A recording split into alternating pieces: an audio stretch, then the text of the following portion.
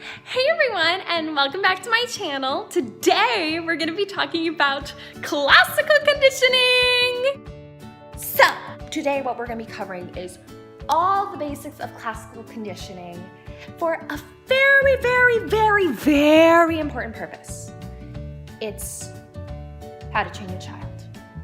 Because, as we all know, children have to be manipulated into doing things, because if we don't manipulate them now, well, and we train them now, they're gonna grow up someday and they're gonna become teenagers. And teenagers, you can't do anything about them.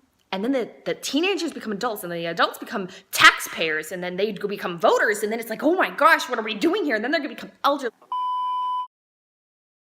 First.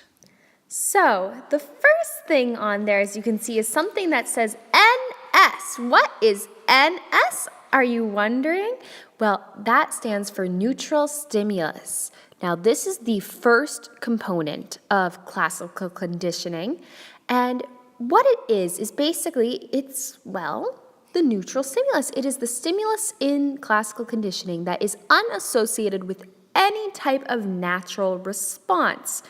Therefore, when the subject sees it, or your child sees the stimulus or is exposed to the stimulus, no reaction ensues.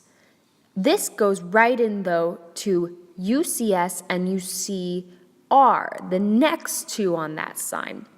The first of which is unconditioned stimulus. Unconditioned stimulus is the opposite of a neutral stimulus in the sense that it causes a reaction naturally.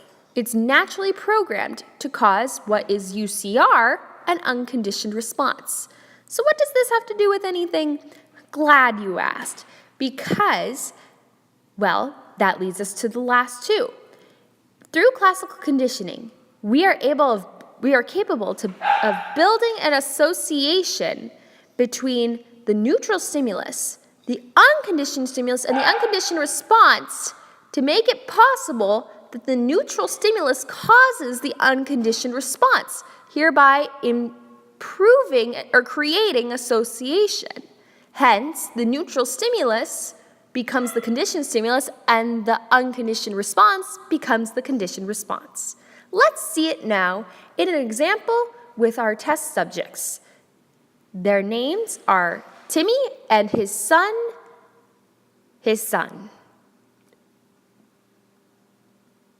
I forgot the name.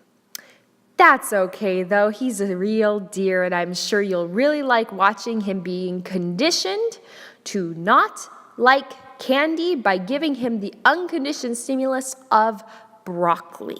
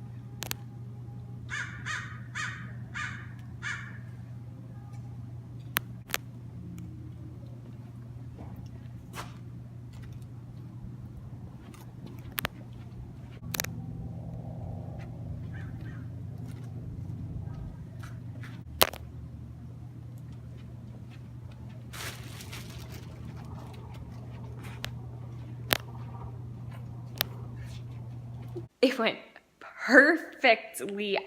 Next! Basically, what distinction is that when you teach someone that an association is made, it only applies to that one thing. Now, I know what you're wondering then. What the heck is generalization? Right on. Generalization in psychology, as you can see, is the tendency to respond in the same way to different but similar stimuli. For example, a dog conditioned to salivate to the tone of a particular pitch and loudness will also salivate with considerable regularity in response to tones higher and lower in pitch. Now, in our next example, pay particularly close attention to this concept of distinction versus generalization. In the next and following example, what we're going to be doing is we're going to be teaching Randy to dislike his phone because all these kids these days on their phones. Not your kid, no sir.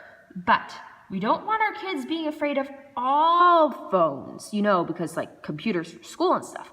So pay particular attention to how we make sure that Randy does not generalize, but is able to discriminate between phones and computers.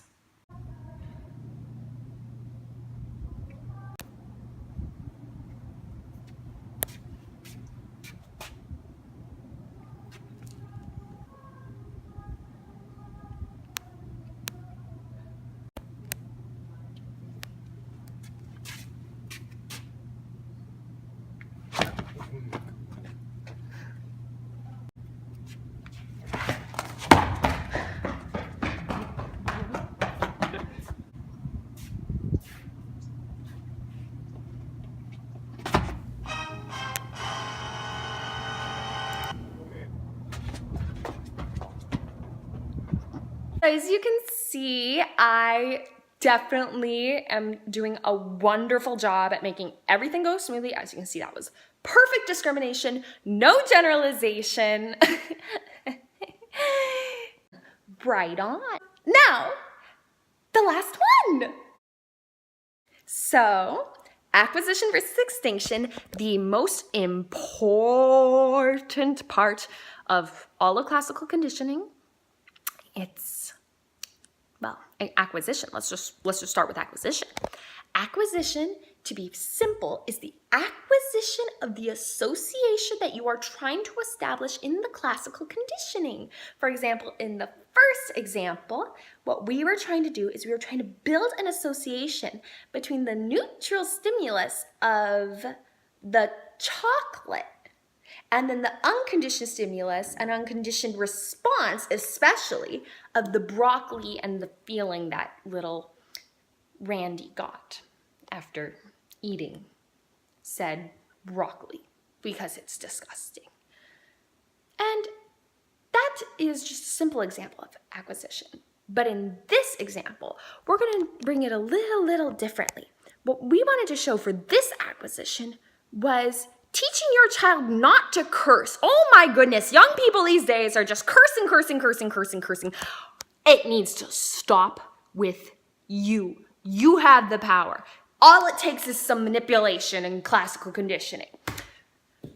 But be warned, because if you're not consistent, then all of your hard work will then just go into extinction, and then everything that you've been working for up until this point will be for nothing. So let's just take a look at this example. This time around, you're gonna see a really good example of Timmy conditioning Randy to not curse. It's very important, and pay attention to how consistent he is throughout the whole entire conditioning process, okay? Are you? Not many people know this, but versatile words in English.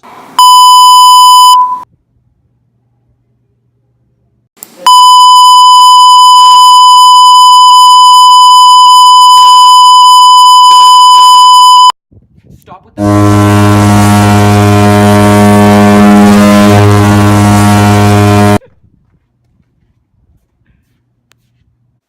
Weren't they great? I'm so proud of my student. I did such a good job, right? Everything just went perfectly. Alrighty, that's it for this video. I really hope that you all liked it. And if so, please like and subscribe, and definitely hit that bell down below, because then you'll be able to get all the alerts on my channel and any upcoming videos. And speaking of which, please comment down below what else you'd like to see. Who else do you want me to manipulate? Okay, that was it for this episode. I hope you enjoyed. Please have a safe night. And yeah, I'll get back to you soon. Alrighty, bye-bye. Right on.